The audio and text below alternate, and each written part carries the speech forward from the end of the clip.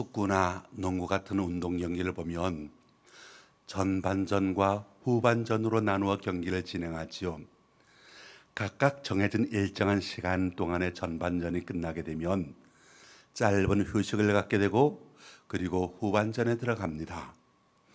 대부분의 경기가 그러하듯이 전반전보다도 후반전이 더 중요합니다. 전반전의 경기를 잘해서 좋은 결과를 만들어냈다 하더라도 후반전에 망쳐버리면 전반전에 쌓아놓은 성적은 물거품이 되고 결국은 역전패를 당하기 마련인 것이지요. 반대로 전반전에는 실적을 그렇게 좋게 내지 못했다 할지라도 후반전에 좀 더 열심히 해서 전세를 역전시켜 역전승을 거두는 경우도 많이 있습니다. 지금이 바로 그 시간입니다. 오늘이 2024년 꼭 반을 살아온 현장이지요. 여러분들은 전반전을 어떻게 지내오셨습니까? 아니면 이 남은 2024년 후반기를 어떻게 계획을 세우며 살아가길 원하십니까? 이스라엘에는 3대 절기가 있었습니다. 첫째는 무교절입니다. 유월절이라고도 부르지요.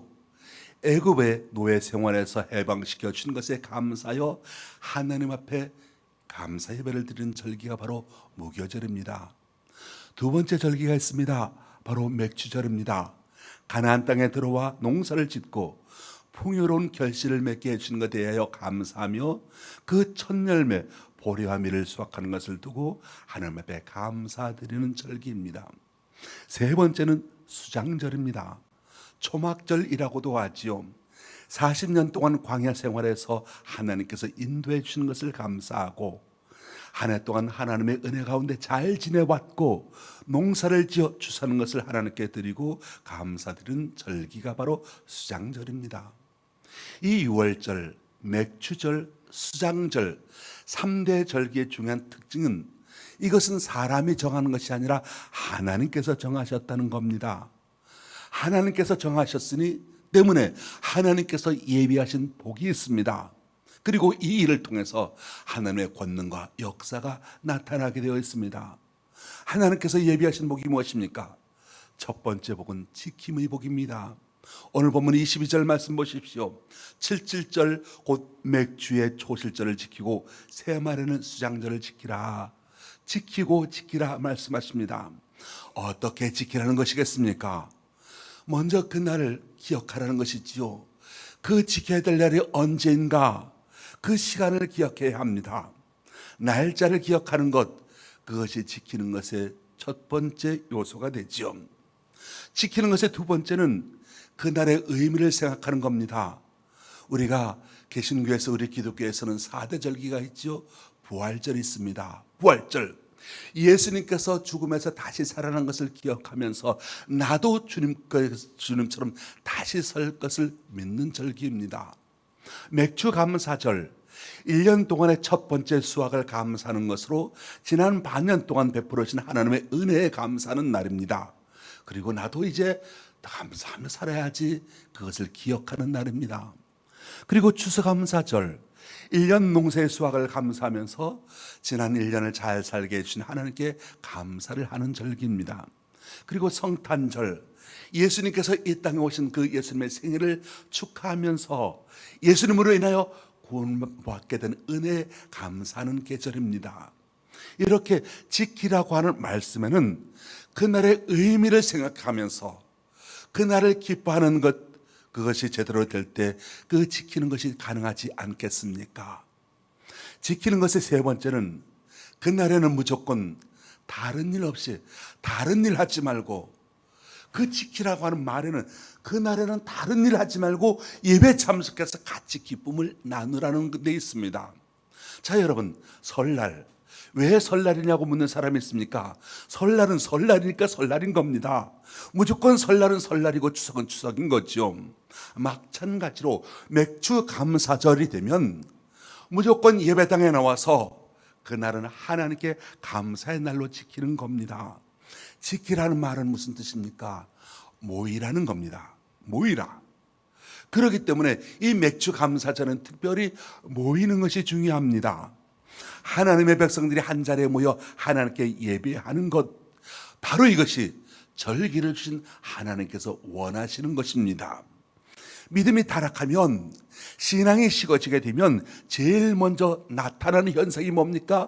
모이기를 싫어한다는 겁니다. 모이지 않는 것입니다. 그렇기 때문에 교회 가기 싫은 것, 모이기를 싫어하는 건, 이건 바로 내 신앙에 문제가 생겼다는 거지요. 신앙이 없는 사람들은 교회에 모이는 일을 힘쓰지 않습니다. 그것이 얼마나 귀한 것인지 생각하지도 않습니다. 신앙생활은 모이는 겁니다. 모이기에 힘써야 합니다. 그래서 성경이 우리에게 말씀하기를 모이기를 피하는 자들의 습관에 따르지 말라라고 말씀합니다. 모이기에 힘쓰라 말합니다. 여기에서 우리가 한 가지 또 알아야 될 사실, 이 맥주절을 오순절이라고도 부릅니다. 오순절날 중요한 사건이 일어났지요. 신약시대에 오순절날 중요한 사건이 있었습니다. 아주 의미 깊은 사건이 있었습니다. 오순절날 부활하신 주님께서 제자들에게 말씀하셨습니다. 성령이 너희에게 임하시면 너희가 권능을 받고 예루살렘과 온 유대와 사마리아와 땅끝까지 이르러 내 증인이 되리라. 주님께서 말씀하셨습니다. 주님께서 하신 말씀, 그 말씀을 믿고 제자들이 그렇게 했습니다. 성령을 기다렸습니다. 어떻게 했습니까? 마가 요한의 다락방에 모였습니다. 전부 모였습니다. 120여 명의 성도가 모여 열심히 주님께서 하라고 한 대로 모여서 기도했습니다. 성령이 내려오셨습니다. 바로 이날이 성령 강림절이고, 바로 그날이 오순절이고, 바로 그날이 맥주 감사절날이었다는 사실입니다. 바로 이날입니다.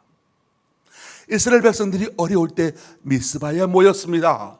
모여 하나님께 기도했습니다. 하나님께서 블레셋 군대를 물리쳐 주셨습니다. 승리했습니다.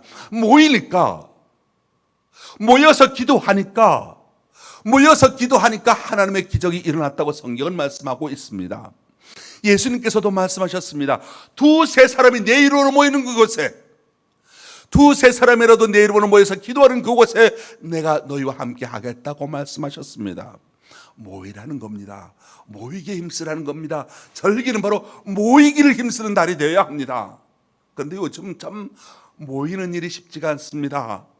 그래서 하나님의 기적도 덜 일어나는 것 같습니다. 오늘 성경이 우리에게 맥주 감사를 맞이해서 성회로 모이라고 말씀하고 있습니다. 출애굽기 34장 22절, 77절 곧 맥주의 초실절을 지키고 새말에는 수장절을 지키라 말씀하고 있고, 민수기 28장 26절, 77절 처음 익은 열매를 드리는 날에 너희가 여호와께 새 소재를 드릴 때에도 성회로 모일 것이요 아무 일도 하지 말 것이며, 성회로 모이며 아무 일도 하지 말라 말씀합니다. 세상 아무 노동도 하지 말라는 거지요. 그러니까 나 집안 바쁜 일이 있어, 집안에 무슨 일이 있어, 해야 할 일이 있어, 일 때문에 모이지 않는 것, 그건 안 된다는 겁니다. 일이 많아서 모이지 않아도 괜찮다, 그런 뜻이 아닌 겁니다. 이유 없습니다. 일하지 말고 모이라는 것이죠. 하나님께서 하나님의 백성들의 만남을 통해서 원하시는 것은 무엇보다도 관계 확인입니다. 서로 사랑을 확인하는 그런 시간인 것이지요. 우리 명절에 보면 친척끼리 모이잖아요. 명절에 가족끼리 아무리 멀리 떨어져 있더라도 명절은 다 모이지 않습니까? 왜 그렇겠습니까? 명절에 친구들과의 약속도 중요하고 사업적인 관계도 중요하겠지만은 명절에는 가족끼리 모이는 겁니다. 모여서 가족 간의 사랑, 형제 간의 우애를 확인하는 것이지요. 이런 면에서 명절에 하나님께서 우리에게 성회로 모이라고 말씀하시는 것, 맥주절에 모이라고 하는 건 하나님께서 우리와의 사랑의 관계를 확인하고자 하신다는 것입니다. 그렇기 때문에 우리가 모이라고 하는 그 말씀에 순종하는가, 그 여부에 따라서 내가 하나님의 백성인가 아닌가 하는 것을 나누을 수도 있다는 겁니다. 자, 여러분, 가족 모임이 있습니다. 가족 모임에 참석하지 않으면 뭐라고 그러겠습니까? 가족 모임이 있는데 가족이 참석하지 않았다, 그러면 뭐라고 그럽니까? 진짜 우리 가족 맞아? 그런 이야기 하지 않겠습니까? 맞습니다. 하나님께서 모이라고 할 때 모이지 않으면 진짜 하나님의 백성 맞아? 광안교회 교인 맞아? 이런 이야기를 해도 틀림이 없다는 거지요. 바로 오늘 이 시간, 이 맥주감사절을 맞이해서 이 시간에 모인 여러분에게 하나님께서 예비하신 은혜가 있고 모이는 만큼 하나님께서 역사하실 줄로 믿습니다. 그래서 우리가 주일 오전뿐만 아니라 수요일 예배도 새벽 기도에도 모이기를 힘써야 하겠습니다. 모이면 하나님의 역사가 있고 모이면 하나님의 은혜가 충만하게 될 줄로 믿습니다. 모일 줄 아는 사람이 하나님의 백성입니다. 모이기를 힘쓰는 사람이 하나님의 사람입니다. 오늘 이 맥주감사절 주의 전에 모인 여러분에게 하나님께서 예비하게 계신 큰애가 임하게 되시기를 주님의 이름으로 축원합니다. 두 번째는 보이는 복입니다. 23절 너희의 모든 남자는 매년 3번씩 주 여호와 이스라엘 하나님 앞에 보일지라 말씀하고 있고, 신명기 16장 9절 7주를 셀지니 세어 여호와 앞에 7질절을 지키되 내 하나님 여호와께서 내게 복을 주시는 대로 내 힘에 제하려 자원하는 예물을 드리고 오라고 했습니다. 신명기 16장 16절 너희 가운데 모든 남자는 1년에 3번 곧 무교절과 7.7절과 초막절에 내 하나님 여호와께서 택하신 곳에서 여호와를 배웁되 빈손으로 여호와를 배웁지 말고 라고 말씀합니다. 맥주감사절 어떤 날이냐? 빈손으로 오는 날이 아니라는 겁니다. 하나님 앞에 빈손으로 배웁지 말고 라고 했습니다. 무슨 말입니까? 예물을 준비하라는 것이지요. 어떻게 예물을 준비합니까? 그럼 나는 얼마나 내야 되겠습니까? 아니 꼭 해야 되겠습니까? 꼭 해야 합니다. 헌금은 감사의 표시고 신앙 고백이기 때문입니다. 어떻게 하나님 앞에 보일 것인가? 먼저 준비하는 마음이 있어야 하지요. 맥주 감사절에는 예물을 드려야지. 그렇게 마음에 준비하는 것이 필요합니다. 얼마를 드릴 것인가요? 액수를 정해야 되겠지요. 성경의 가르침은 형편대로 하되 인색하지 않게 하라고 말씀합니다. 자원하는 마음으로 하라고 말씀합니다. 즐거운 마음으로 하라 말씀합니다. 헌금은 형편대로 하는 것이되 자원하는 마음으로 즐거운 마음으로 하라는 것이죠. 이 바로 헌금에는 마음이 중요하다는 겁니다. 마음이 중요하다. 하나님은 외모를 보시지 아니하시고 중심을 보신다고 했습니다. 우리의 마음의 중심이 하나님께 있음을 보여드리는 표시가 바로 예물 헌금이 되는 거죠. 실제로 이런 일이 있었습니다. 나이 드신 부모님이 재산을 세 아들에게 정리를 해 나눠줍니다. 그리고 그 부부가 실버타운에 들어갔습니다. 몇 년 있다가 어머니가 먼저 세상을 떠나셨습니다. 혼자 되시는 아버지가 너무 적적했습니다. 그래서 이제는 자녀들과 같이 살다가 죽고 싶다 생각이 돼서 큰아들을 좀 불렀습니다. 내가 너희들과 좀 살면 안 되겠니? 조심스럽게 의향을 물었더니 큰아들 내외가 아무 대답을 안 하는 겁니다. 작은 아들을 불렀습니다. 의견을 물었습니다. 역시 아무 대답이 없는 겁니다. 아버지의 마음이 상심했습니다. 낙심했습니다. 마지막으로 막내 아들을 불러서 자신의 뜻을 이야기했습니다. 그랬더니 막내 아들 부부가 반색을 합니다. 아니 형님들도 계신데 우리 집으로 모실 수 있다니요. 너무 영광입니다. 감사합니다. 막내 아들은 아버지를 모시기 위하여 집안을 개조하고 평안하게 해드렸습니다. 그리고 아버지가 실제로 몇 달 못 살고 돌아가셨습니다. 그런데 그 아버지에게는 자식들이 몰랐던 남겨두었던 어마어마한 재산이 있었는데 그 재산 막내 아들한테 고스란히 다 주고 돌아가셨답니다. 자 여러분, 그러면 이런 일에 대해서 한번 묻겠습니다. 효도하니까 복을 받았습니까? 사람들은 언제나 행동만을 말합니다. 내가 이렇게 잘해서 내가 이런 복을 받았다. 내가 이렇게 부모님을 잘 모셔서 복을 받았다라고 말합니다. 내가 잘해서 받았다고 합니다. 자기 자랑은 망하는 거지요. 더 깊이 생각해 보겠습니다. 막내 아들은 이미 그 복을, 그러니까 아버지로부터 남겨진 막대한 재산을 안 물려받아도 이미 복을 받은 사람입니다. 그랬기에 당연히 늙고 병든 아버지를 자기 집에 모시는 거지요. 유산을 받지 않아도 유산이 없어도 그 마음으로 아버지를 내가 모실 수 있다니, 이것이 얼마나 감사하고 영광스러운 것이냐. 그 마음이 아버지를 모실 만큼 풍성해 있었던 겁니다. 한 푼 받지 않아도, 내가 한 푼도 받지 않아도 아버지를 모신다는 것만으로도 감사할 수 있다는 것, 그것이 마음의 중심 아니겠습니까? 이미 그 마음의 중심이 그런 마음이 있다는 것, 이미 복받은 사람이지 않겠습니까? 뭘 어떻게 해서 복받았다기보다 이미 그 마음의 중심이 하나님께서 주신 복을 받을 만한 사람이지 않겠습니까? 안 그렇습니까, 여러분? 믿으시면, 그렇다고 생각하면 아멘. 그렇습니다. 막내 아들의 그 마음이 이미 하나님께서 기뻐하시는 막내 아들들의 그 마음의 중심이 이미 모든 것이 잘 되는 축복된 삶을 살고 있었던 겁니다. 우리가 하나님께 보여드리는 건 이 마음의 중심인 겁니다. 하나님께 마음의 중심을 보여드리는 것, 무엇을 보여드리냐? 항상 감사하는 마음, 항상 하나님께 감사하는 마음, 그것이 우리가 보여드릴 마음인 것이고, 우리가 무엇을 했다기보다 바로 그런 마음의 중심에서부터 복을 받을 만한 사람이 되는 겁니다. 아멘. 목회를 하다 보면 우리 성도들에게 제일 하기 어려운 이야기, 또는 우리 성도들의 제일 어려운 것 중에 하나가 바로 감사절을 지키라는 겁니다. 어려운 환경에 있는 사람들, 특히 어려운 형편에 있는 분들 제가 알잖아요. 그 어려운 분에 있는 분들 속에서 감사지키라고 하는 건 더욱 좀 어려워집니다. 그런데 하나님께서는 넉넉한 사람은 감사절을 지키고 어려운 사람은 감사절을 지키지 않아도 된다고 말씀하지 아니하셨습니다. 누구나 공히 이날을 지키라고 말씀하셨습니다. 왜?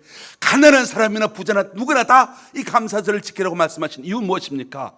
분명한 하나님의 계획이 있었기 때문입니다.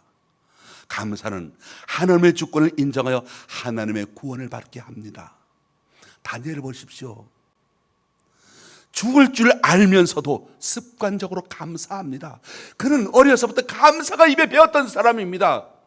그러니 왕의 조서에 도정이 찍힌 것을 알고도 감사를 습관적으로 했습니다.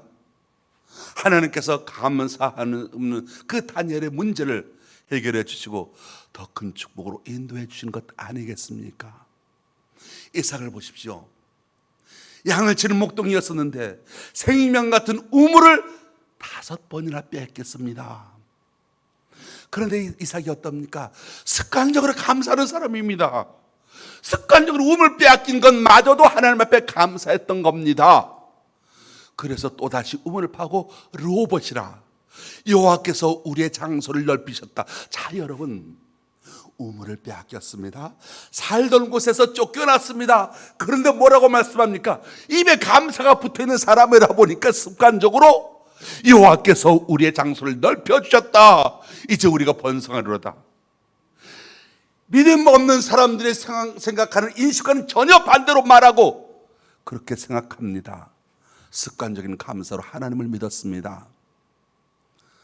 하나님은 블레셋 왕으로 이삭과 함께 하신 하나님의 힘을 보게 하셨고, 그리고 빼앗았던 우물들 모두 돌려주게 하셨던 겁니다.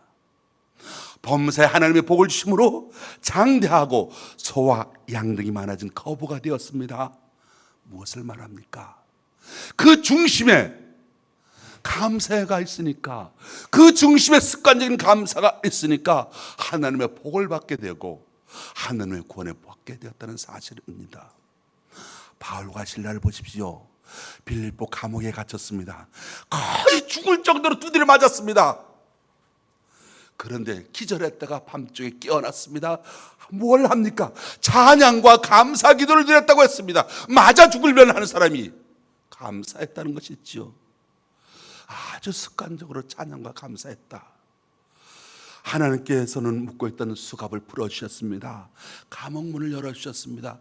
구원하여 주셨습니다. 찬송신 조지 오버트는 기도하기를, 하나님께서는 제게 그토록 많은 것을 이미 주셨습니다. 그런데 한 가지 더 구하옵기는 감사하는 마음을 주시옵소서. 내가 기쁠 때만 감사하는 것이 아니라 내 한 번의 호흡마다 당신을 향한 찬양이 되는 그런 감사의 마음을 내게 주옵소서. 그렇게 기도했다고 합니다. 데살로니가전서 5장 18절 범사에 감사하라. 에베소서 5장 20절 항상 감사하라. 데살로니가전서 2장 13절 끊임없이 감사하라. 감사의 습관화 생활을 말하고 있습니다. 한 여집사님이 결혼을 했습니다. 근데 이 신랑이 매일 밤 술고래가 되어서 집에 들어옵니다. 자, 신혼이고 뭐고 간에 매일 밤 신랑이 술고래가 돼서 돌아오니까 좋겠어요, 안 좋겠어요? 좋을까요, 안 좋을까요? 남편을 원망합니다. 하나님, 10년 동안 기도했는데 왜 응답하지 아니하십니까? 그때 목사님의 설교가 떠올랐습니다. 범사에 감사하라. 그래서 순종하는 마음이 들어서 술 먹는 남편에게 감사거리를 찾았습니다. 이런 남편이라도 있으니 감사합니다. 아멘. 술 취해도 다른 곳으로 가지 않고 집으로 찾아오니 감사합니다. 아멘. 술은 좋아해도 다른 여자는 쳐다보지도 않으니 감사합니다. 아멘. 술 먹어도 이렇게 건강하니 감사합니다. 술 먹은 다음 날도 꼬박꼬박 출근하니까 감사합니다. 더군다나 토요일은 술을 많이 마셔가지고 주일은 종을 집에서 잠을 자니까 교회에 가는 거 방해하지 않으니 감사합니다. 돌아보니까 술 먹는 남편이 그렇게 고맙고 감사한 거, 하나님께 감사한 겁니다.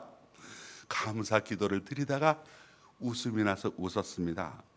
그래 잠자다가 말고 남편이 눈을 떠서 보니까 부인이 자기 앞에서 막 웃고 있는 겁니다. 자기를 보면서 웃고 있는 겁니다. 그래 뭐가 좋으냐? 그 모습 보고 남편이 물으니까 당신 왜 그래, 무슨 일 있어? 그러니까 술 먹는 당신이 너무 좋아서, 술 먹는 당신이 너무 감사해서 라고 대답을 했답니다. 어떻게 했습니까?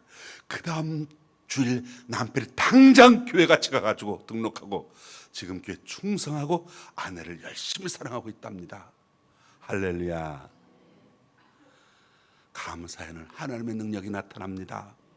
감사에는 하나님의 은혜가 나타나게 될 줄로 믿습니다.